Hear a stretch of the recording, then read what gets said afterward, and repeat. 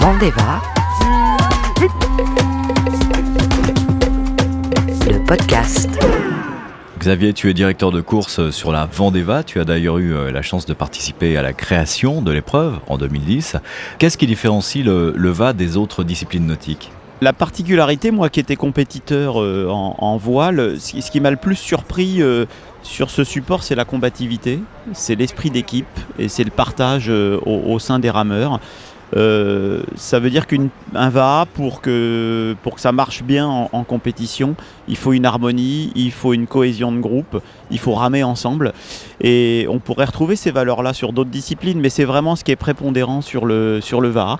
En plus d'un effort physique qui est quand même hors norme, parce que 46 km sur une étape, 26 et 56, il faut quand même les avaler, quoi. Ça peut aller jusqu'à 60, 70, 80 coups de rame par minute. Évidemment, ça ne dure jamais très très longtemps, mais c'est ça le cadencement quand ils veulent récupérer ou gagner un match, quoi.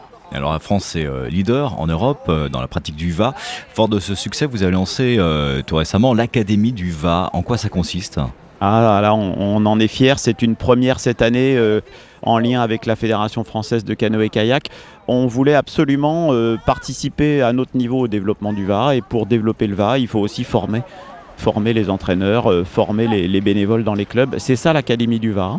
C'était d'abord lancer une séquence de formation pour les gens qui sont parfois déjà diplômés en canoë-kayak mais qui ne connaissent pas bien le VA.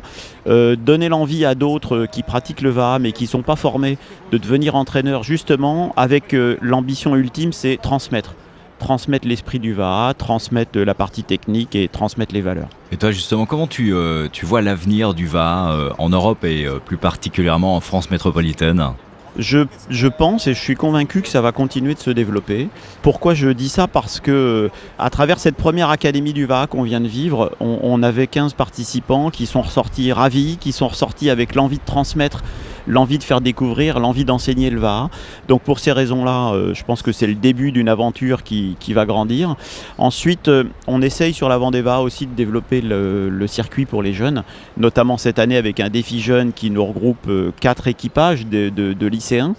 Et donc tout ça mis bout à bout, je pense que cette discipline va continuer de grandir. La fédération s'y intéresse à nos côtés de plus en plus. Vendeva, le podcast.